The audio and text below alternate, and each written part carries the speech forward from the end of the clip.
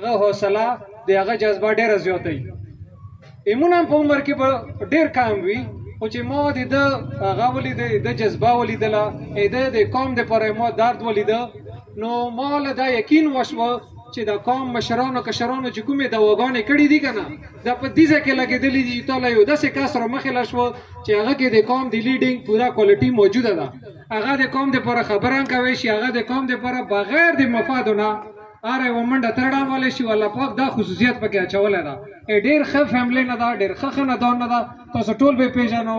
اجاز به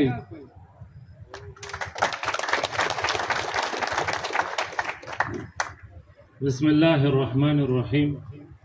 اول خو زه د تاسو ټولو شکریا ادا کوم چې د مو په یو عاجزانه درخواست باندې هم مشرانو تشریف راوړه، هم کشرانو. ډېره ډېره مننه. الله تاسو له جزای خیر دیر کړي. او دا د دې خبرې دلیل ده چې تاسو د قوم سره مخلص یو اجتماعي سوچ لرو، سوچ مو ښه ده. نو الله تاسو له جزای خیر دیر کړي. د مو چې کوم د غونډې مقاصد دي، مشرانو شخصا تفصیلات وکړو، کشرانو له بیا ضرورت نه وي. د مو د غونډې مقصد دا د اتفاق و اتحاد مظاهره ده. والحمدلله نن مو ګورو چې ټول قوم موجود ده. د بازار او اجرې هم ډېره خوشحالي خبره ده چې هغه هم په یو پلیټ فارم دي، یعنی ټول قوم په یو پلیټ فارم باندې ده. همدغه موږ کتل غوښتلو. نو الله جل جلاله مو د اتفاق سره خپله کې داسې قایم و دایم لري. دا خو دا مسله ده. دې نه علاوه مسایل به مو الله حل کوي.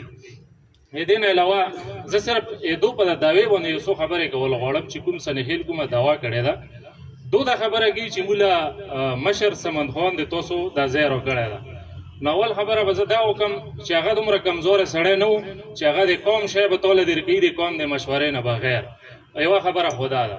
دویمه، د مشر سمند خان چې کومه خونه ده دغه د تاسو لی نه ده د سوشل میډیا په مخ کې دا ګوی وکړله چې دا خبره بالکل دروغ دی. مونې ساره هم نه ده ورکړې. دغه ګوین دی ته وشي. دې نه پهله مې دو په حجرې غونډې هم شوي دي، دو په حجرې باندې هلف والا کسان هم راغونډ شوي دي. نو یعنې عملي طور باندې دو ته دعوا یې رد کړې ده. نو دا خو دا خبره شوه.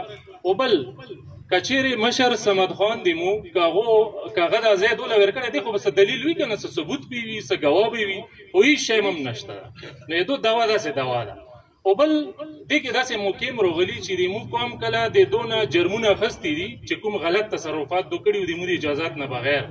نو بیا چې د هغې کوم جرمونه د موږ قوم ته واخیستو، دو په هغه ټایم کې دا خبره ویلې نه کوله چې دا خو موږ له تاسو مشر سمد خان راکړی ده.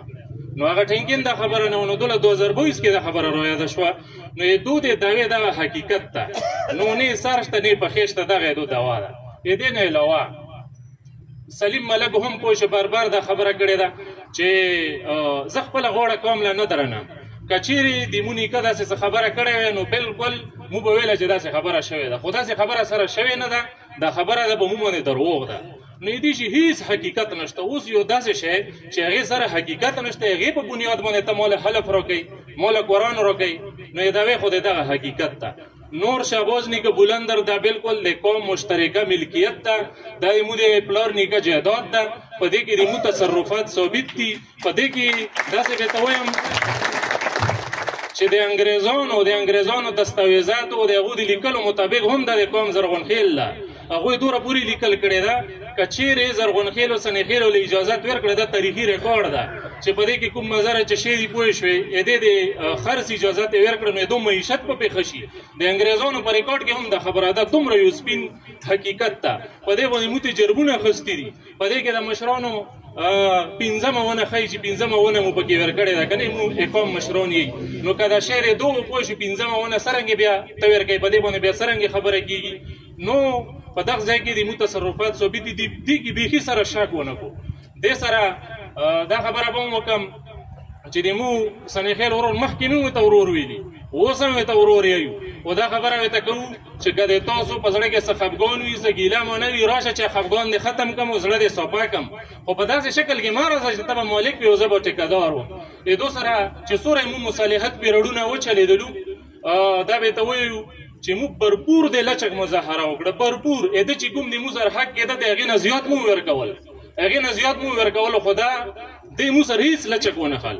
مکمل چې څوره د مصالحت پیریډونه وشولو دو صرف یو قسم خبره موږ راوړې ده او هغه دا ده چې زیات نه زیات ته ما سره ټیکادار کېدلی شي مالک نشي کېدلی یو انچ ملکیت ولا خبره دی موږ اوسه پورې نه ده راوړې موږ دعوې مطابق خبره نه ده راوړې یو انچ ملکیت دی موږ په هغه ځای کې نه مني نو دغه دی موږ ورور ده نو بیا مې ته یو چې راشه چې څه خفګان دی په زړه کې خفګان به دې ختم کړو خبره لکینه او باقي د حلف چې کومه خبره ده د حلف نه مو قوم ته خلی نه ده مو بار بار ورته ویلي چې موږ ته تیار یو براه راست اوس یعنی څو پیرې د موږ د حلف کسانو را جمع کړي په بازار کې موږ ته کېنولي وي سلیم ملک په حجرې کې عملي طور باندې موږ ته خالي دي د حلف کسان موږ ته څو پیرې راوستي هغې نه علاوه خو چې د حلفونه چې کله مقرر شي بیا څرګنده خبره خلک پکې منځ کې خوري کوي مصالحت سلیسي منډه ترړه نو هغه پکې راغلی هغې وجې نه معامله لیټ شول صحیح مفتیانو خپله کې اختلاف راغله دا شیخ مو په شریعت چلولی ده اوس چې رواج ده څه پکې دغه اختلاف راغله خو بهرحال دو چې کومې خبرې اترې دي